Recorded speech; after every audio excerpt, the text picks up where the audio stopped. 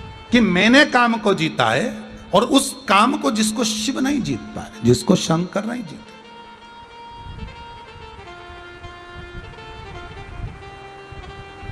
जिसको देव अधिदेव महादेव ने नहीं जीता, उसको मैंने जीता है। जब ये शब्द सुने, ये शब्दों का जब स्मरण भगवान विष्णु के सामने हुआ, तो भगवान विष्णु को दुख बड़ा हुआ, बहुत दुख हुआ।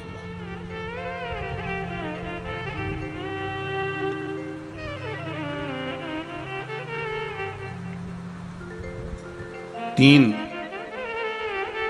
पाप कर्म ऐसे हैं जिनका कभी प्रायश्चित नहीं है, जिनका कोई प्रायश्चित नहीं। तीन पाप। शिव महापुराण में लिखा है, तीन पाप ऐसे हैं जिनका कोई प्रायश्चित नहीं है। इन तीन पापों का कोई प्रायश्चित नहीं हो सकता। इन तीन पापों का कोई प्रायश्चित नहीं। पहला कहा, शंकर की निंदा, यह पहला पाप है, शिव की निंदा कर।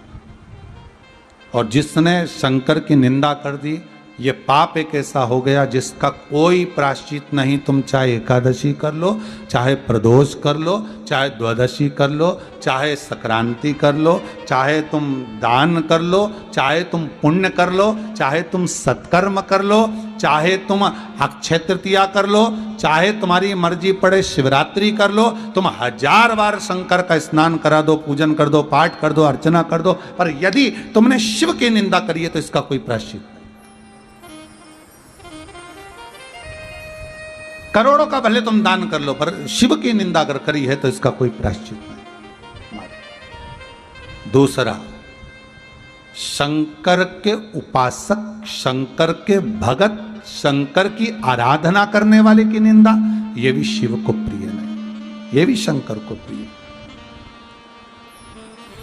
दूसरा पाप ऐसा है, इसका भी कोई प्रायश्चित नहीं। शिव का अगर कोई भगत है, शंकर का यदि कोई अनुमोदन करने वाला है, शंकर का कोई स्मरण करने वाला है, शंकर के नाम में अगर कोई डूबने वाला है, शिव की भक्ति को अगर कोई धारण करने वाला है, शंकर के स्मरण में अगर कोई डूबा हुआ है, शंकर के अनुमोदन में कोई डूबा हुआ है, और उसकी अगर कोई निंदा करे तो भी उसका कोई प्रायश्चित नहीं है। आप 1000 दान कर लो, 1000 पुण्य कर लो, सत्कर्म कर लो, भजन कर लो, कीर्तन कर लो, नाम जाप कर लो, तुमसे मर्जी पड़े उतना तुम पुण्य कर लो, तो भी उसका प्रायश्चित नहीं हो सकता। और तीसरा, शंकर के लिए धन एकाग्रित कर कर अपने ऊपर खर्च करने वाला भी, उसका कोई प्रायश्चित नहीं। शिव के नाम से, शंकर के अनुमोदन से, शंकर के स्मरण से धन को एकाग्रित कर लिया,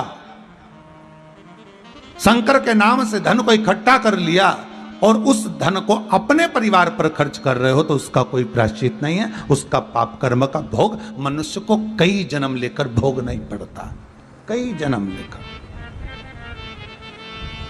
ना जाने कितने कितने जन्म लेकर मनुष्य भोगता है, वो भोगेगा। देवऋषि नारद ने निंदा कर दी, किसकी करी है? शंकर की। एक निवेदन आप सबसे रहा है जीवन में, शिव महापुराण के अंतर्गत बार बार आपसे निवेदन करते हैं, आपको मंदिर नहीं जाना मत जाओ, आपको कथा नहीं सुनना मत सुनो, आपको शंकर का अनुमोदन नहीं करना मत करो, पर शिव की या शंकर के कोई भगत की या शिव मंदिर की कभी निंदा ना करी, कभी निंदा ना करी। कोई कह रहा था अभी 2 दिन जब बीच में कथा नहीं आई ना, तो उज्जैन से किसी का फोन था, तो वो कह रहे थे, कोई कालू भाई, तो कहे गुरुजी,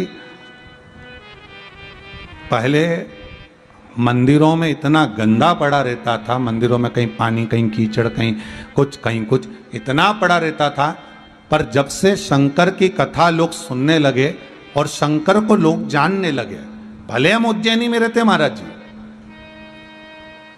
पर जब से शंकर की कथा को सुन रहे हैं, जब से शंकर की कथा को जान रहे हैं, तब से शंकर की कथा सुनने के साथ में एक चीज देखने को मिली है कि मंदिर में लोग सफाई बहुत रख रहे हैं। मंदिर में लोग साफ सफाई बहुत रखते महाराज, और यही शिव की कृपा। पहले भी कहा, आज फिर कहते हैं, जाओ जल हो चढ़ाओ, नहीं हो बेलपत्र चढ़ा दो, बेलपत्र नहीं हो फूल चढ़ा दो, फूल नहीं हो किसी मंदिर में आप जा रहे हो तो किसी वृक्ष की पत्तियां तोड़कर चढ़ा दो, वो भी नहीं है 3 बार ताली बजा दो, इतना भी ना बने तो बम बम भोलेनाथ बोल दो, इतना भी ना बने शंकर का मंदिर का शिखर का दर्शन कर लो, शिखर दर्शनम सर्व पाप नाशनम, इतना भी नहीं कर सकते तो मंदिर में जाकर थोड़ी सी झाड़ू, थोड़ा सा पोछा, थोड़ा सा सफाई कर कर आ जाओ। यह भी शिव की आराधना ही है, यह भी शंकर की आराधना। महाराज देव ऋषि नारद के भीतर जो अहम समाया हुआ था, उन्होंने रुद्राक्ष को फेंक दिया, और रुद्राक्ष को फेंका, भगवान विष्णु के यहां जाकर निंदा कर दी, निंदा करी। भगवान विष्णु के यहां से निंदा कर कर जब गए, शीलनिधि राजा की कन्या का स्वयंवर था और नारद जी को बंदर का मुख लग गया। जब भगवान विष्णु को कह दिया कि आपने मुझे बंदर का मुख लगाया है,